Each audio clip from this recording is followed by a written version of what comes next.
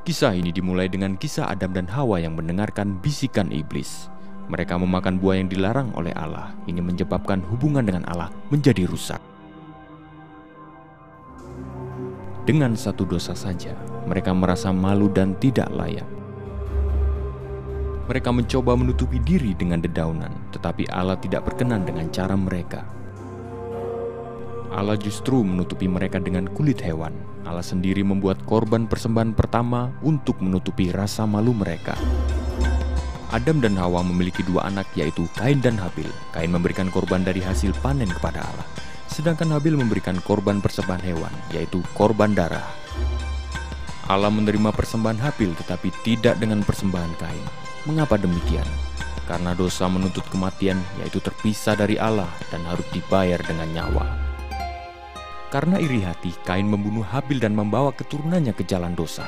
Ratusan tahun kemudian semua manusia menjadi sangat jahat dan Allah mengatakan tidak seorang pun di bumi layak untuk hidup kecuali Nuh dan keluarganya. Allah menyuruh Nuh membuat perahu yang sangat besar dan menyampaikan pesan ini. Penghakiman atas dosa akan tiba dan hanya ada satu cara untuk diselamatkan, yaitu dengan masuk ke dalam bahtera. Tetapi mereka tertawa dan memperolok Nuh hingga hujan turun dan air menyembur dari dalam tanah. Banjir itu membunuh setiap orang dan hewan, dunia musnah karena dosa. Hanya Nuh, keluarganya dan hewan-hewan yang dibawa Allah ke dalam bahtera saja yang diselamatkan. Kemudian datanglah Abraham, yaitu bapa orang beriman. Allah menyuruhnya untuk mengorbankan anaknya. Sebenarnya Abraham merasa berat, tapi dia patuh pada Allah dan membuktikan imannya dengan membawa anaknya untuk dikorbankan. Tapi apa yang terjadi? Allah menghentikannya dan menyediakan seekor hewan sebagai gantinya. Hewan itu menggantikan anak Abraham sebagai korban persembahan. 400 tahun berlalu, Allah mengutus Musa untuk membebaskan umatnya dari Mesir. Raja Mesir tidak menyukai akan hal ini, sehingga Allah menghukumnya dengan 10 malapetaka. Untuk malapetaka terakhir, Allah mengutus malaikat kematian untuk membunuh anak sulung dari setiap keluarga, kecuali orang-orang yang telah mengorbankan seekor domba dan menorehkan darahnya di ambang pintu rumah. Jika malaikat melihat darah itu, dia akan tahu bahwa anak-anak di dalamnya telah ditebus dengan korban darah.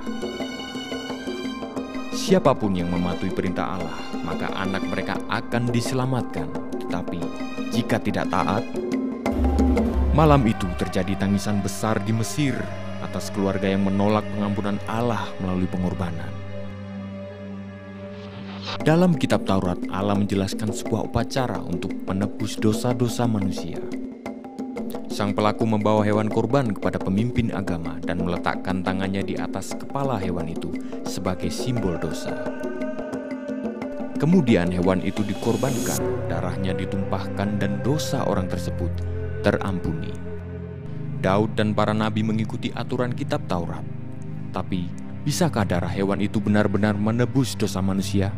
Atau apakah itu lambang untuk masa depan? Daud menubuatkan kedatangan seorang penyelamat umat manusia yang memimpin dengan penuh kuasa, dengan kerendahan hati, dan penuh kasih.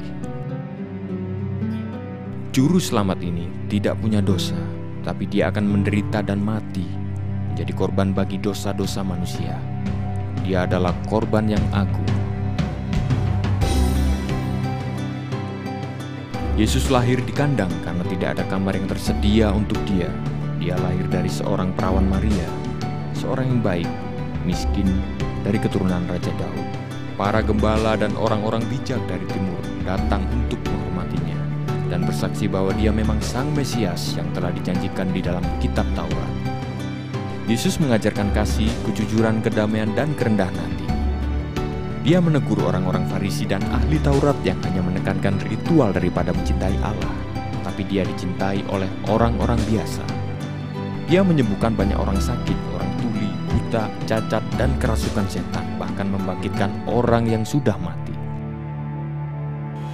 Seseorang yang sederhana, tapi dia mengajar dengan penuh kuasa. Dia memanggil umat manusia untuk kembali kepada kasih Allah. Yesus memanggil Allah sebagai Bapanya dan menunjukkan kalau dia mencintaimu seperti seorang ayah. Allah ingin berhubungan dengan manusia sebagai anaknya, tapi mereka masih penuh dengan dosa, sedang Allah itu suci. Dosa telah memisahkan manusia dari Allah, dan Mesias tahu apa yang harus dilakukan untuk membawa mereka kembali. Yohanes Pembaptis berkata, "Lihat, domba Allah yang menebus dosa-dosa dunia." Yesus adalah Mesias yang terpilih untuk menjadi korban yang agung, belum pernah berdosa, suci, murni, dan layak menebus dosa. Yang tidak bersalah menggantikan yang bersalah, yang suci menggantikan yang berdosa. Dia melakukan ini untuk menebus dosa manusia, membebaskan mereka dari perbudakan dan mengembalikan mereka kepada hubungan yang sempurna dengan Allah. Yesus Kristus mati disalibkan bukan karena orang-orang Yahudi maupun orang-orang Romawi, tapi karena Dia menyerahkan nyawanya untuk menggenapi apa yang telah ditulis oleh para nabi dan menjadi domba Allah yang menebus dosa dunia, termasuk Anda dan saya. Dia tidak berhenti sampai di situ. 3 hari kemudian Allah membangkitkan Dia dari kematian sebagai janji kepada mereka yang percaya kepadanya bahwa mereka juga akan bangkit kembali menuju hidup yang kekal. Yesus berjanji kepada muridnya bahwa Dia akan kembali lagi, tapi waktu itu sebagai hakim dan raja. Mesias adalah hadiah Allah bagi umat manusia agar mereka dapat pengampunan dosa dan keselamatan. Tetapi dengan menerima pengorbanan Yesus, mereka bisa dipulihkan kembali menjadi hubungan yang sempurna dengan Allah. Tetapi hadiah itu tidak akan menjadi milik Anda kecuali Anda percaya dan menerimanya.